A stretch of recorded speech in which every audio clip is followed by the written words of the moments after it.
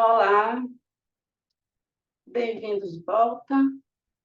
Vamos continuar a leitura do livro A Ressurreição e a Vida Eterna, a partir de agora, são a nossa realidade.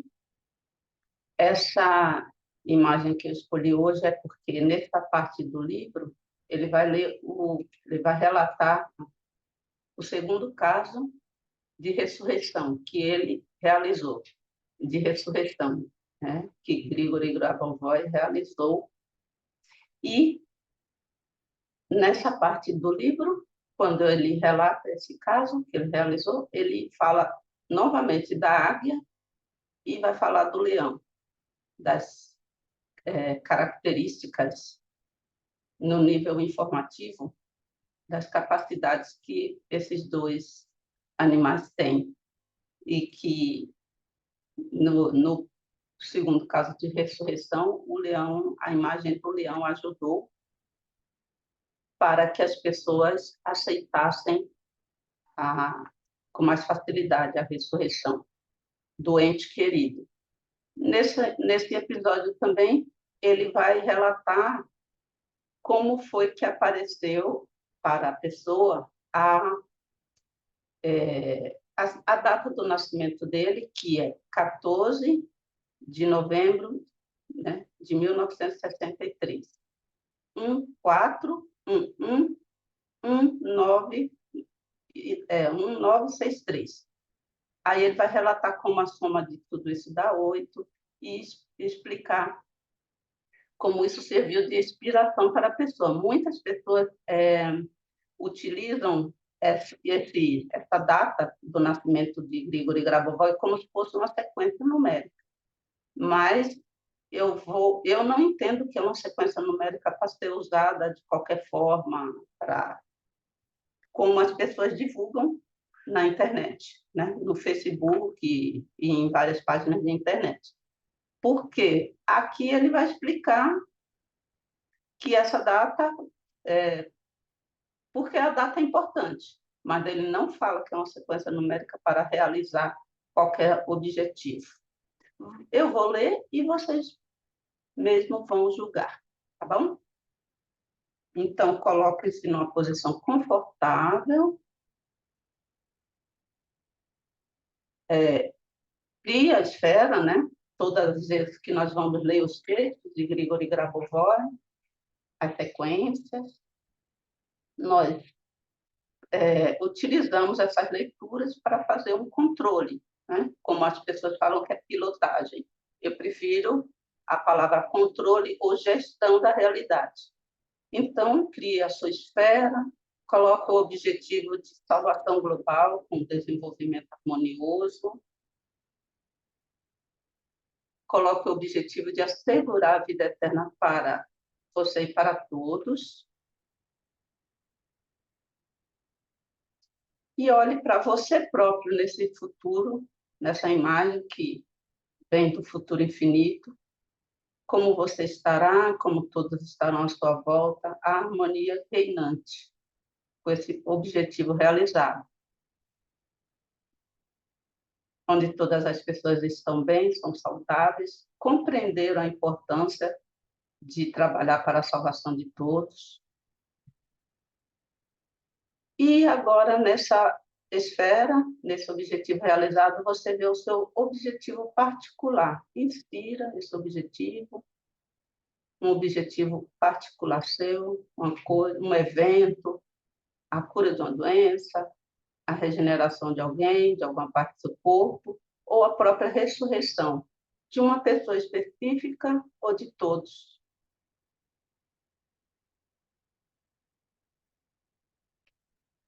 E veja essa imagem maravilhosa que se cria dentro da esfera e mantenha o pensamento nessa imagem com atenção para o texto que eu vou ler.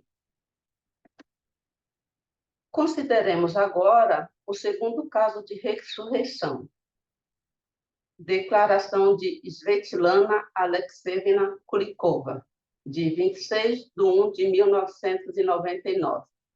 Apêndice A, páginas 489 a 492. Abre aspas. Em conexão com o fato de que eu me voltei para Grigori Petrovich Grabovoi em 24/12/1998, sobre a ressurreição do filho assassinado, Valentim, de 26 anos, declaro que Petrovich Grigori Petrovich Grabovoi é realmente capaz de ressuscitar pessoas assassinadas.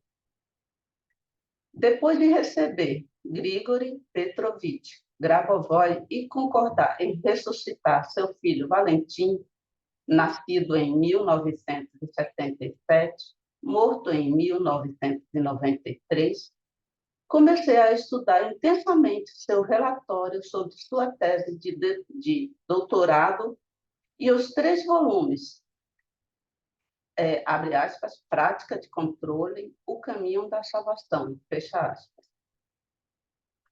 Cada vez havia mais perguntas. Às vezes, a falta de conhecimento de onde vêm as fórmulas e a incapacidade de compreender as frases lacônicas da dissertação levavam ao desespero. A cada nova leitura, o relatório parecia diferente. Algo mudava nele.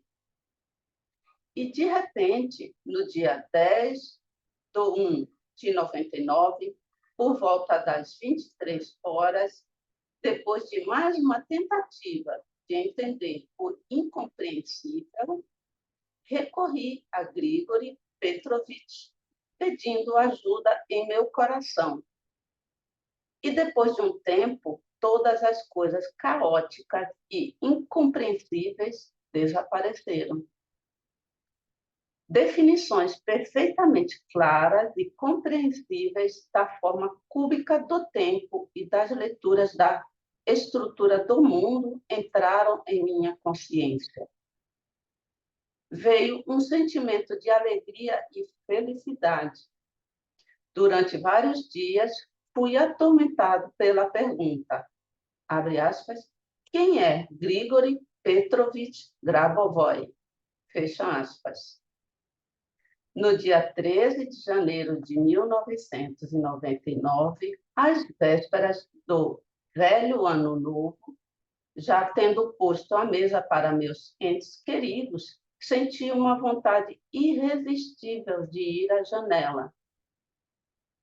Chegando perto da janela, admirei a bela paisagem de inverno com neve azul cintilante.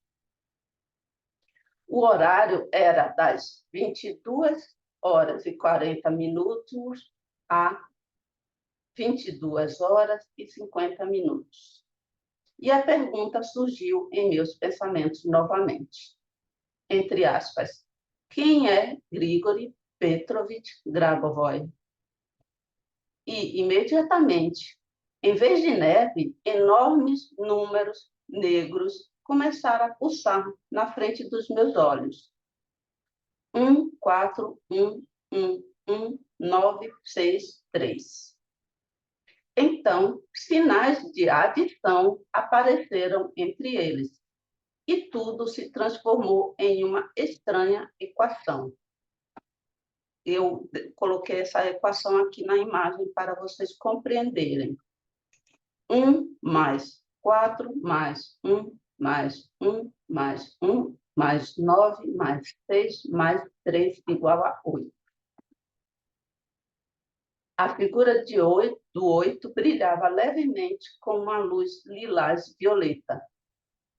Em seguida, a figura do 8 virou-se e deitou-se, marcando o sinal do infinito. Só no dia seguinte percebi que esses números eram da data de nascimento de Grigori Petrovich Grabovoi. E a soma deles deu 8, o número de Jesus Cristo, que, girando, indicava a eternidade. No dia 14/1/99, minha filha Kátia, que mora separada e que é gêmea com seu falecido filho, Valentim, passou a noite conosco, com meu falecido, que é gêmea com meu falecido filho, Valentim, passou a noite conosco, Às 2 horas da manhã, quando toda a família já estava dormindo e Kátia tinha acabado de entrar em seu quarto, houve um golpe, como se um balão tivesse estourado. E depois de um tempo, o papel alumínio que estava deitado na poltrona de um dos quartos enferrujou. Kátia imediatamente saiu de seu quarto e disse que, literalmente, na frente de seus olhos, uma caixa debaixo da máquina de escrever estava voando, como se alguém invisível a tivesse chutado. Eu disse que ouvi esse golpe e também ouvi o farfalhar do papel alumínio na cadeira. Ela e eu fomos olhar para a cadeira e vimos que o papel alumínio que estava como se fosse esmagado e tinha a marca de uma mão humana adulta sobre ela. E depois disso, a presença de alguém era constantemente sentida na casa. De repente, houve um farfalhar, as cortinas balançaram, o chão rangeu. Em 16 de 1 de 99, o filho, Dmitry, nascido em 1965, e o neto, Mikhail, nascido em 1985, disseram unanimemente que, quando acordaram no meio da noite, meu filho Dmitry viu um Valentim vivo na parede em frente à cama, na área de uma enorme fotografia de um leão.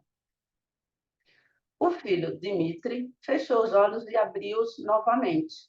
Valentim estava lá. Em seguida, o filho acordou o neto Mikhail e fez questão que o neto também visse Valentim. Além disso, o filho estava muito cético sobre a possibilidade da ressurreição de Valentim. Agora ele está absolutamente convencido disso. Gostaria de acrescentar que, durante a recepção com Grigori Petrovich Grabovoi, recebi dele uma fita de áudio com sua voz, onde foi gravada a sua explicação para mim. Qual é o critério e por que o espaço é secundário em relação à consciência? E o intervalo de movimento é primário. Depois que percebi isso, a fita desapareceu, ou seja, se desmaterializou. Fecham aspas.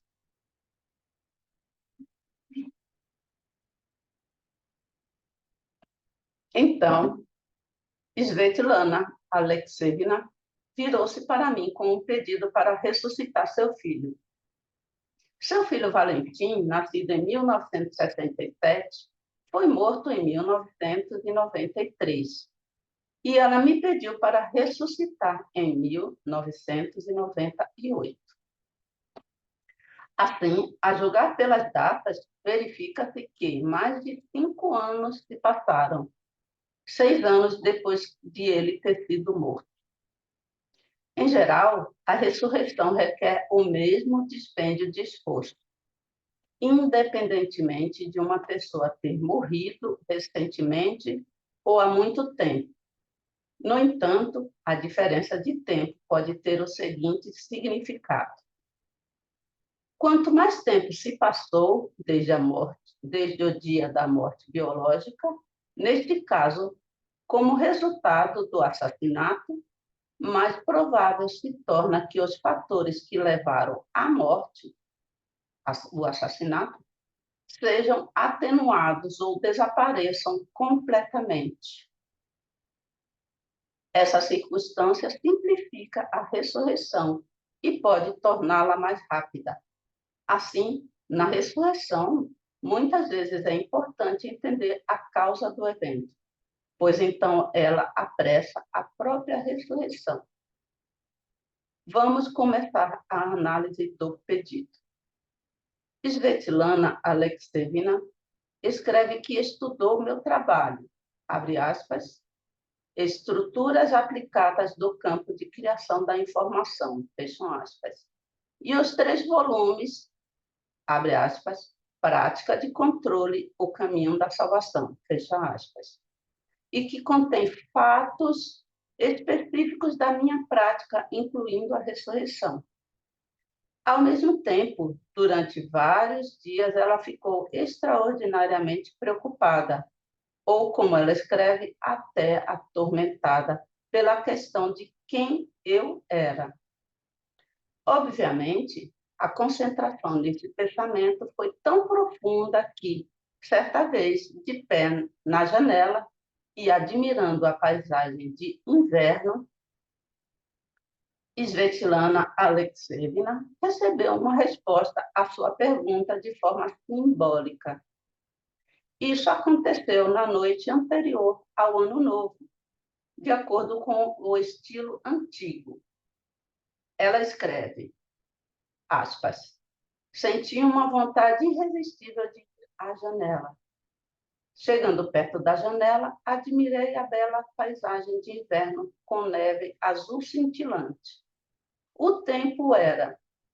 A hora era entre 22 horas e 40 minutos e 22 horas e 50 minutos. E a questão surgiu em meus pensamentos novamente.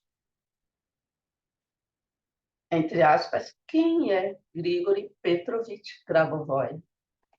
E, imediatamente, em vez de neve, enormes números negros começaram a pulsar diante dos meus olhos. 1, 4, 1, 1, 1, 9, 6, 3.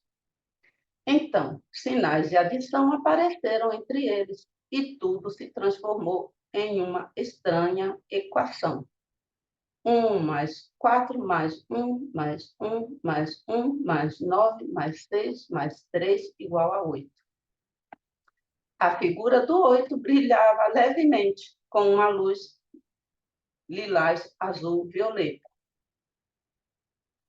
Em seguida, a figura do 8 virou-se e deitou-se, denotando o sinal do infinito. Fui chamada à mesa e os números desapareceram. Só no dia seguinte percebi que esses números eram a data de nascimento de Grigori Petrovich Grabovoi. E a soma deles deu 8, o número de Jesus Cristo, que, girando, indicava a eternidade. Fecha aspas para a citação. A primeira observação sobre esta paisagem data 14/11/1963, é meu aniversário. E a segunda coisa, no texto, a adição de números foi realizada de acordo com a regra utilizada na numerologia. Os números são somados até que um único número seja obtido. Neste caso, temos 1 mais 4 mais 1 mais 1 mais 1 mais 9 mais 6 mais 3 igual a 26. 2 mais 6 igual a 8. Continuamos a análise do depoimento. Há evidências de que, na última ceia de Cristo, há evidências de que, na última ceia, Jesus Cristo deu a seus discípulos um sinal com um 8, ligeiramente inclinado, precisamente como um sinal de 8 e infinito ao mesmo tempo. Era um símbolo de seu nível. Ele a segurou em suas mãos e depois a entregou a seus discípulos. Só uma explicação aqui. Inicialmente, essa soma aqui não dá 8, né? Essa adição que apareceu para a Svetlana. Ele explicou agora que você somando todos esses números dá 26. E depois você soma 2 mais 6. Aí dá 8, tá bom? Porque as pessoas podem ver essa equação e dizer que está estranha, mas é assim que é na numerologia. Seguindo a leitura. Se a figura de 8 está localizada verticalmente, então é uma figura comum de 8. Mas se é horizontal, então é o sinal do infinito. Um 8 comum é um número, são apenas 8 unidades somadas, ou seja, é refletido por um número finito de elementos. Uma figura 8 localizada horizontalmente já é uma figura de 8 de um plano completamente diferente. Já é um símbolo do infinito. É um símbolo de um número infinito de elementos. É um símbolo de um número infinito de conexões. O número 8 de Jesus Cristo era inclinado, ou seja, ocupava uma posição intermediária entre os dois extremos, entre as posições vertical e horizontal. Uma figura de 8 inclinada desta forma é um símbolo simbólico, é um símbolo correspondente à conversão do infinito em um número finito. Corresponde à estrutura básica que conecta um número infinito de fenômenos com um concreto. Significa a transição de toda a diversidade do mundo para o que agora vemos, percebemos e sentimos. Este signo simboliza o princípio da conexão entre o espiritual e o material. Significa, de fato, o ato de criação. Esse conhecimento estava escondido até recentemente. Agora estou desvendando as propriedades desse signo pela primeira vez. Quando Svetlana Alexievna, ela, tomada por um desejo apaixonado de penetrar na essência do que estava acontecendo, de descobrir ela mesma, por algum tempo esteve constantemente em um estado de tensão especial. E isso levou ao fato de que o conhecimento sobre o qual ela escreve veio até ela como uma revelação. Entre aspas, quem procura que encontre. Apenas, é claro, um buscador sincero. Vamos ler a declaração mais adiante. Abre aspas para a declaração. No dia 14/1/99, minha filha Kátia, que mora separada e que é gêmea com meu filho Valentim, passou a noite conosco. Às 2 horas da manhã, quando toda a família já estava dormindo e Kátia tinha acabado de entrar em seu quarto, houve um golpe, como se um balão tivesse estourado, e depois de um tempo, o papel alumínio que estava deitado na poltrona de um dos quartos enferrujou. Kátia imediatamente saiu do seu quarto e disse que, literalmente na frente de seus olhos, uma caixa debaixo da máquina de escrever estava voando, como se alguém invisível a tivesse chutado. Eu disse que ouvi esse golpe e também ouvi o farfalhar do papel alumínio na cadeira. Ela e eu fomos olhar para a cadeira e vimos que o papel alumínio estava como se fosse esmagado e tinha a marca de uma mão humana adulta sobre ela. E depois disso, a presença de alguém era constantemente sentida na casa. De repente, houve farfalhares, cortinas balançaram, o chão rangeu. Fecha aspas para a citação. Uma circunstância importante deve ser observada aqui. Quando uma pessoa ressuscitada se aproxima de um parente vivo, ele pode ter uma reação da glândula pituitária do cérebro. Com algum grau de reação, o familiar vê a pessoa ressuscitada, mas percebe o que está acontecendo em um estado de expansão da consciência. Isso acontece quando o vivo ainda não está suficientemente preparado para um encontro direto com o ressuscitado. Para ele, então, esse encontro se dá como que de modo suave. Com um grau diferente de reação hipofisária, um parente pode não ver a pessoa ressuscitada, embora outras pessoas possam vê-lo e gravá-lo com a ajuda de dispositivos. Nesse caso, devido à reação da glândula pituitária, os parentes de Valentim não puderam percebê-lo.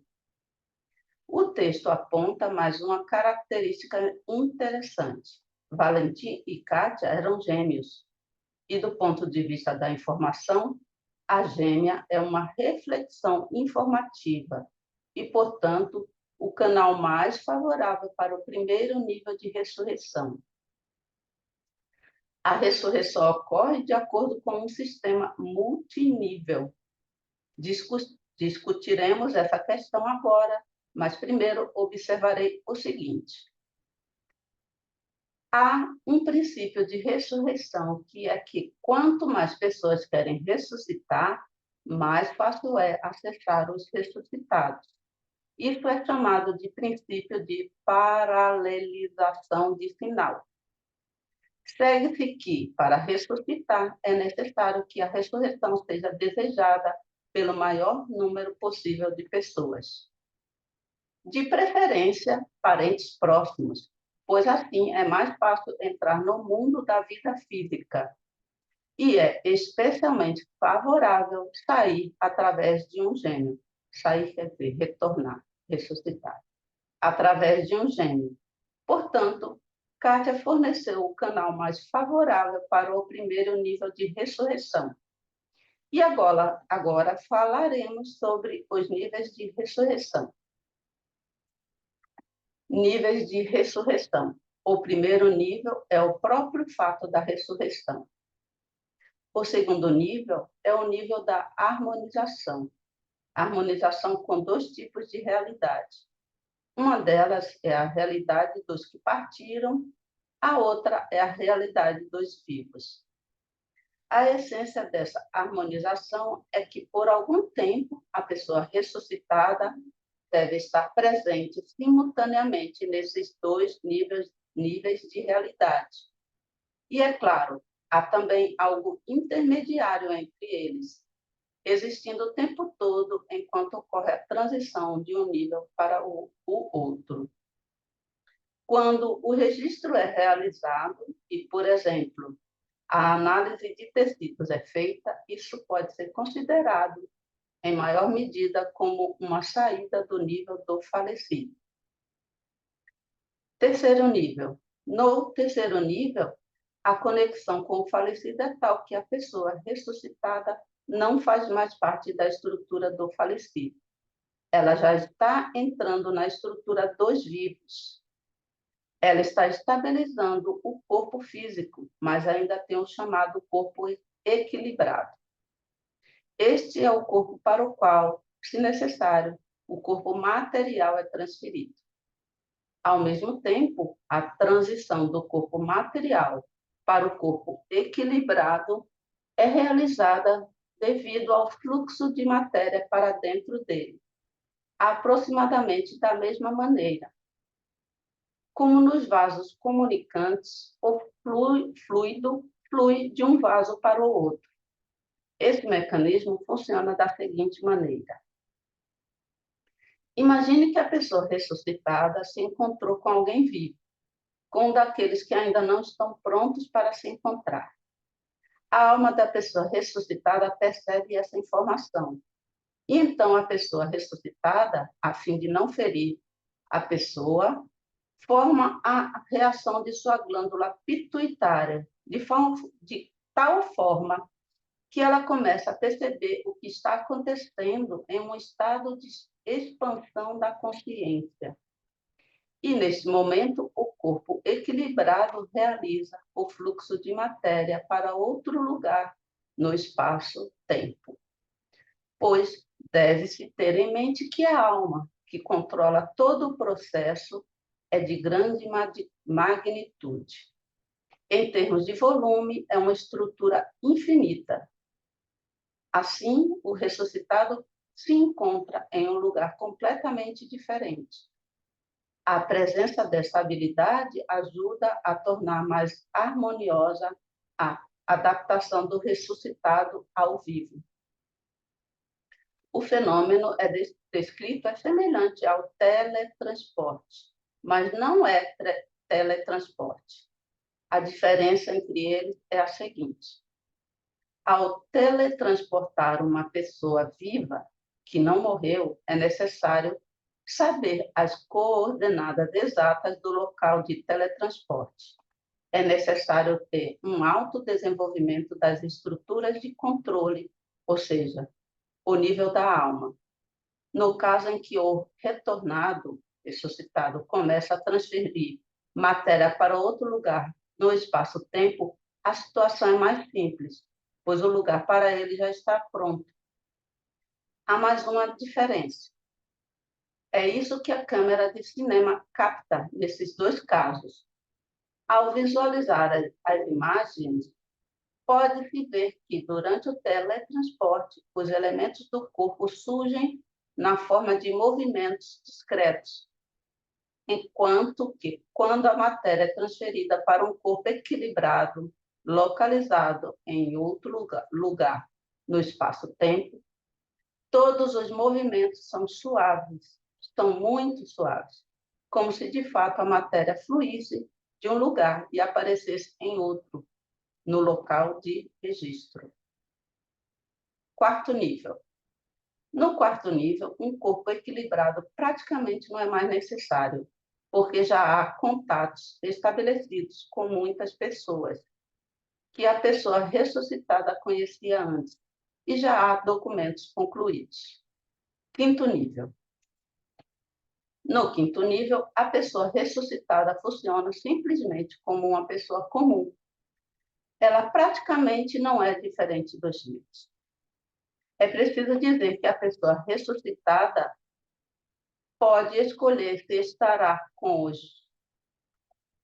junto com os seus parentes e conhecidos ou não. O fato é que alguns deles, após sua ressurreição, ao encontrá-lo, podem não se comportar como a pessoa ressuscitada gostaria. Assim, o ressuscitado pode escolher. E quando ele fez uma escolha e tomou uma decisão sobre o local de residência, então este já é o quinto nível. E então ele não precisa mais do segundo corpo, o corpo do fluxo, já que ele não precisa mais se esconder. Deve-se notar, no entanto, que nos últimos anos a transição para um corpo equilibrado tem ocorrido cada vez com menos frequência. Isso se deve ao fato de que, em nosso tempo mais iluminado, uma explicação do fato da ressurreição já é suficiente. Continuamos lendo o comunicado. Abre aspas para a citação. Em 16 de 1 de 99, o filho Dmitry, nascido em 1965, e o neto Mikhail, nascido em 1985, disseram unanimemente que, quando acordaram no meio da noite, meu filho Dmitry viu um Valentim vivo na parede em frente à cama, na área de uma enorme fotografia de um leão.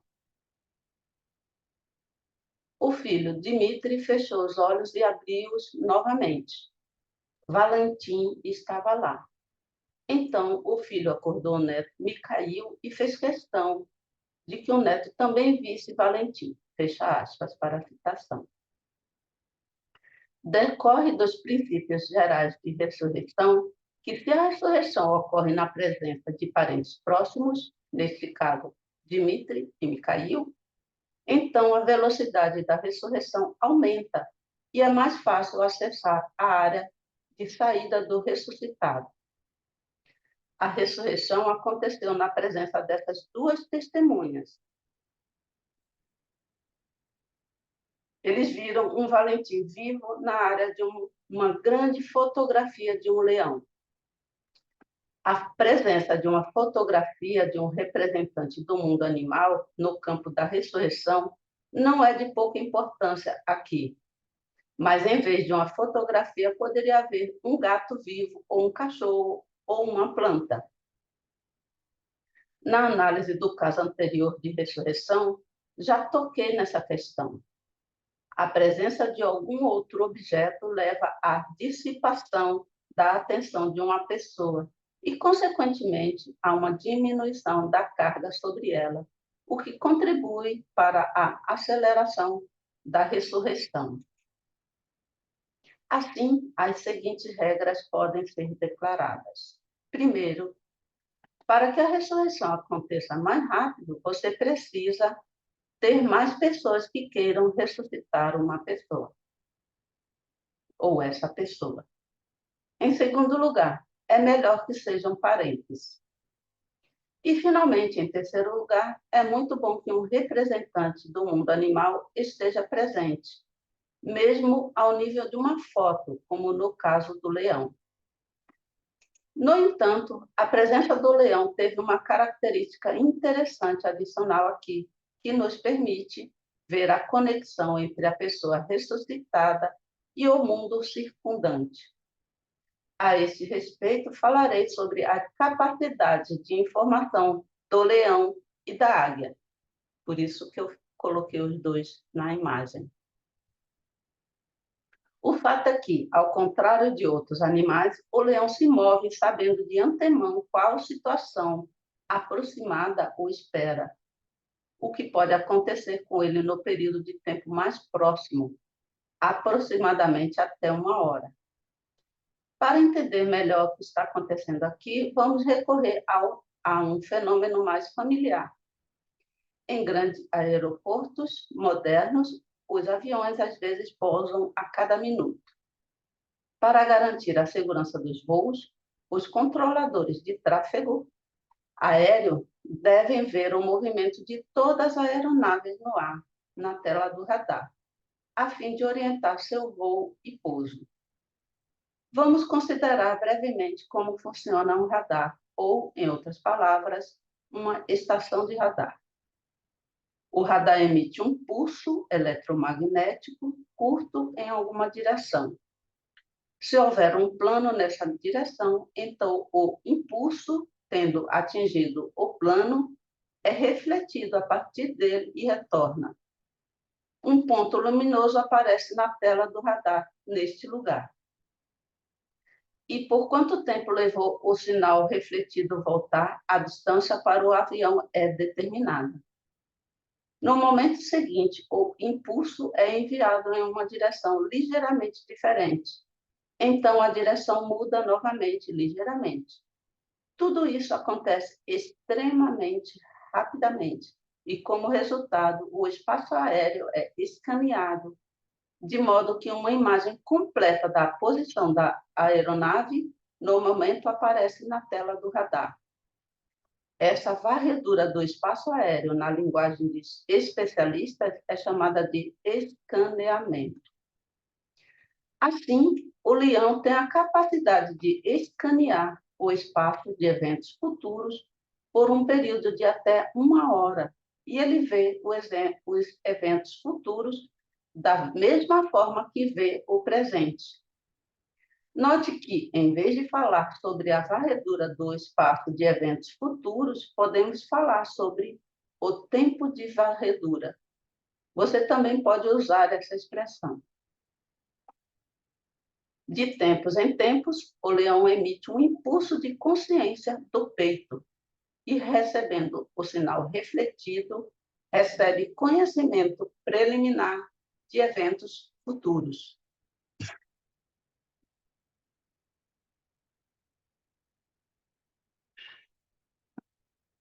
Este impulso é formado no estômago do leão, refletido a partir das paredes do estômago, passa através do cérebro e é emitido em algum lugar do nível do estômago.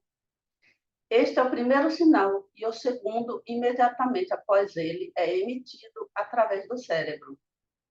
Eles quase instantaneamente se encontram e o impulso resultante é usado para escanear o tempo.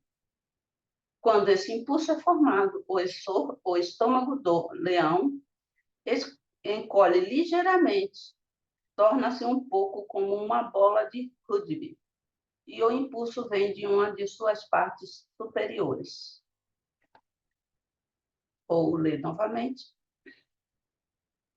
Quando esse impulso é formado, o estômago do leão encolhe ligeiramente, torna-se um pouco como uma bola de rugby, e o impulso vem de uma de suas partes superiores.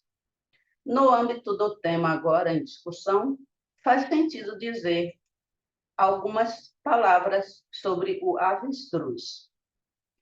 Expressões como, entre aspas, política de avestruz e outras afirmações semelhantes estão associadas à ideia predominante de que, em um momento de perigo, em vez de agir, o avestruz enfia a cabeça na areia por medo. Na realidade, a situação é diferente. O avestruz pode escanear o tempo com cerca de 1 minuto de antecedência, e se ele vê uma ameaça real, então ele foge. Isso foi confirmado pelos experimentos de cientistas americanos com o arremesso de bolas. Quando há até um perigo potencial, mas no momento não é real, e o avestruz sabe que nada de ruim vai acontecer com ele, ele enfia a cabeça na areia. Se a ameaça se torna mais real, ele foge. Voltamos ao leão. O leão escaneia o tempo cerca de 1 hora à frente. Se, em vez de 1 hora, ele olhar para o futuro, digamos, por 1 hora e 20 minutos, então, devido à menor mobilidade, ele começará a perder forma. E isso o leão dificilmente pode fazer.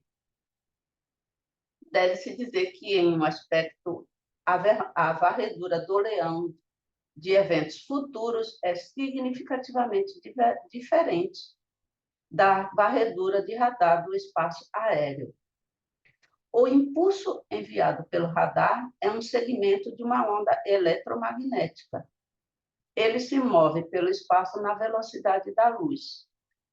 O impulso de consciência enviado pelo leão não se move para lugar nenhum, não se espalha para lugar nenhum, não há movimento. Este impulso surge imediatamente, instantaneamente, no ponto em que o leão quer ir. Esse impulso aparece no ponto e é refletido a partir do ponto, tendo previamente escaneado tudo ao redor. No entanto, para um sinal refletido em contraste com um direto, já existe o conceito de propagação de ondas. A onda refletida se propaga a uma velocidade muito alta, maior que a velocidade da luz, e retorna à fonte original. Voltemos ao sinal direto. Para facilitar a compreensão do que está acontecendo aqui, podemos simplificar esse processo de forma visual da seguinte forma. Quando um leão precisa, por exemplo, passar por algum território, então ele tem um pensamento relacionado a isso. Vamos imaginá-lo na forma de uma coluna cilíndrica. Abre parênteses. Na verdade, estamos falando de uma forma de informação. Fecha parênteses. Quando um leão tem esse pensamento na forma de uma coluna cilíndrica, então, instantaneamente, no ponto onde ele quer estar, um cilindro ligeiramente alterado aparece, digamos, em forma de cone. Seu surgimento ocorre com base no princípio de conexões comuns entre todas as informações. E as informações no segmento desejado pelo leão são escaneadas em torno da forma resultante. Podemos dizer que a coluna resultante em forma de cone consiste em 2 partes. Uma parte disso é o que está sempre neste segmento e que é consequência do princípio fundamental de que tudo está presente em tudo. A segunda parte da coluna, em forma de cone, consiste no que é reproduzido pela vontade, neste caso, pela vontade do leão. Aliás, aqui seria até possível calcular a vontade com clareza, ou seja, destacar um segmento do espírito. A administração espiritual é uma estrutura de governo, de gestão. O espírito controla a consciência. E essa hierarquia, claro, se reflete no processo decisório. Quando um leão recebe um sinal refletido, antes mesmo de ser processado pela consciência, a primeira decisão é imediatamente tomada pelo espírito, a estrutura de controle espiritual. Por exemplo, por exemplo, algo está errado à frente e você precisa pular para longe. Por exemplo, algo está errado à frente e você precisa pular para longe. Em seguida, vem o processamento do sinal refletido. Aqui a carga principal recai sobre a consciência. Com base no processamento do sinal refletido pela consciência, o leão decide o que fazer, neste caso, para onde correr. Se considerarmos o comportamento de um tigre para comparação, a situação é diferente. No tigre, o controle espiritual é substituído pelo trabalho de uma consciência desenvolvida. E, portanto, o tigre está um pouco atrasado. Vemos que o leão é significativamente superior ao tigre, assim como outros animais no controle espiritual. É essa habilidade que o distingue dos animais e é por isso que o leão é considerado o rei das florestas. Se olharmos para a organização correspondente de uma pessoa a esse respeito, podemos afirmar o seguinte: uma pessoa tem um volume especial separado do nível espiritual, e a gestão espiritual entra na estrutura de contato com Deus. Portanto, se desejar, uma pessoa pode se desenvolver muito rapidamente. E mais uma observação. A partir da descrição acima do processo de tomada de decisão, fica claro que, se o sistema de controle espiritual for muito desenvolvido, significativamente mais desenvolvido do que o sistema de consciência, e controlar completamente todas as células e a própria consciência, então o objeto se tornará indestrutível por completo. Uma vez que a consciência, que contém princípios espirituais desenvolvidos, pode criar matéria e, portanto, qualquer corpo físico, incluindo uma pessoa. Agora vamos passar para um representante único das aves, sobre o qual falamos na introdução, a águia. Além das capacidades listadas acima, a águia também tem uma capacidade bem desenvolvida de escanear o espaço de eventos futuros. Seu primeiro impulso vem das penas, embora esta pareça ser uma parte completamente inadequada do corpo para tal propósito, porque as penas podem cair, mas, no entanto, é assim. O segundo impulso vem dos olhos, após o qual, como um leão, esses dois impulsos se encaixam e o impulso complexo resultante é usado para escanear o tempo. Nenhuma outra parte do corpo é praticamente afetada para criar um impulso.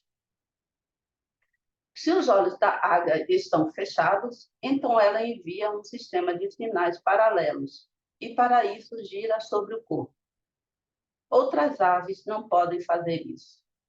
Por exemplo, algumas espécies de aves são domesticadas. Por exemplo, águias douradas e falcões. Se os seus olhos estiverem fechados, não podem mais escanear e, portanto, preferem não voar. Agora falemos do tempo. Ao escanear o espaço de eventos futuros até a hora, a águia enxerga um volume muito grande. Se vê todos os processos, corrige com precisão as interconexões, analisa tudo junto. A percepção de tudo isso ocorre com a ajuda da clarividência, ou seja, da visão irracional.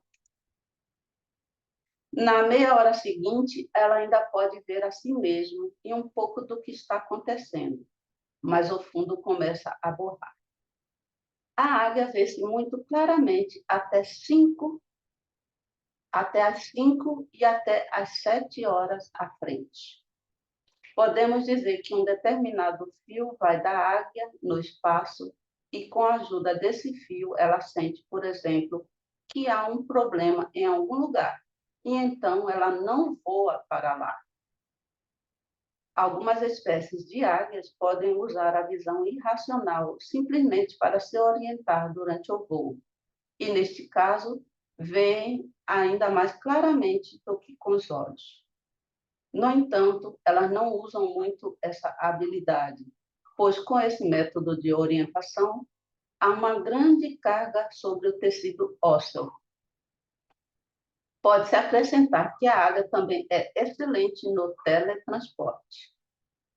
Observando o voo dos pássaros, é possível ver como eles às vezes descem e, antes de chegar ao solo, se levantam novamente, usando a força aerodinâmica. Um belo exemplo de tal voo é demonstrado por um albatroz. Tendo ganhado velocidade ao descer, ele se volta contra o vento pouco antes do solo e sobe. A águia, é claro, também pode fazer isso, mas agora estamos interessados em outro método que ela usa. Percebeu-se que, às vezes, uma águia cai em alta velocidade. Então, de acordo com a impressão externa, como se batesse no chão e imediatamente se levantasse novamente em alta velocidade. Acredita-se que, após o pouso, ela faz um empurrão poderoso e, graças a esse empurrão, decola do chão em alta velocidade. No entanto, descobriu-se que esse não é o caso.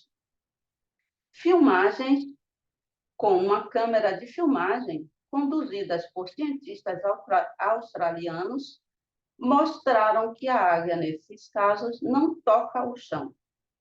Esse fenômeno permanece um mistério. Na verdade, a águia, vendo o futuro e sabendo para onde voaria, se empurrasse do chão, imediatamente se teletransporta para onde deveria estar após o choque. Assim, a águia também tem a capacidade de se teletransportar. Voltemos à análise da declaração de Svetlana Alexievna ao lugar onde ela disse que seu filho e neto viram um Valentim vivo perto de uma grande foto de um leão. Agora, depois de conhecer as características desse animal, podemos entender que sua foto contribuiu para a ressurreição de Valentim, pois, tendo a capacidade de escanear o tempo, o leão pode-se dizer, tendo a capacidade de escanear o tempo, o leão, pode-se dizer, joga fora o campo de informações do futuro. E aqui a ressurreição acontece. Então, isso contribuiu para o fato de que, quando Dmitri abriu os olhos novamente, ele viu Valentim vivo novamente. Além disso, Svetlana Alexievna escreveu que ouviu uma fita de áudio na qual gravei uma explicação de uma série de disposições fundamentais sobre a estrutura do mundo. Depois que ela entendeu esses pontos, a fita se desmaterializou. Aqui estão algumas explicações. O ressuscitado, tendo uma experiência única, quer ajudar as pessoas vivas a perceber que a ressurreição é um fenômeno natural, normal. Um papel importante na implementação desse objetivo é desempenhado pelos contatos da pessoa ressuscitada com pessoas vivas. O fato é que o próprio contato com o ressuscitado dá a informação necessária a todo o campo da informação. E isso contribui muito para a aceitação da ressurreição pela sociedade como um fenômeno comum. Além disso, é especialmente importante ter contato com a pessoa ressuscitada, da pessoa que não sabia sobre sua ressurreição antes. Após o contato com uma pessoa, a pessoa ressuscitada vem para outro lugar, para uma terceira. Ela, dessa forma, ganha experiência. Ela mesma, afinal, ela tem sua própria missão. Ela deve dar conhecimento às pessoas. Além disso, existem certas estatísticas de reações à pessoa ressuscitada. E esse é um conhecimento muito útil para as próximas ressurreições. A tarefa de Valentim era criar um sistema de conhecimento na família. Então, quando sua mãe, depois de ouvir a fita, entendeu as proposições da fita, como aquele espaço é secundário à consciência, a fita se desmaterializou. Conclui-se assim a análise do pedido de 26 de janeiro de 1999. Passo agora à análise do próximo pedido, datado de 26 de abril de 1999. Deixe-me ver se tem muito texto, parece não ficar tão longo.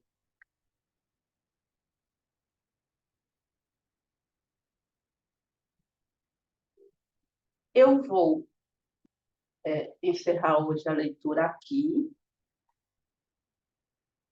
e no próximo vídeo eu continuo esse caso para que não fique tão longo o vídeo, eu continuo esse caso, tá bom? Espero que vocês tenham gostado e nos vemos no próximo vídeo com a continuação da leitura do livro A Ressurreição e a Vida Eterna, a partir de agora, são a nossa realidade. Até lá!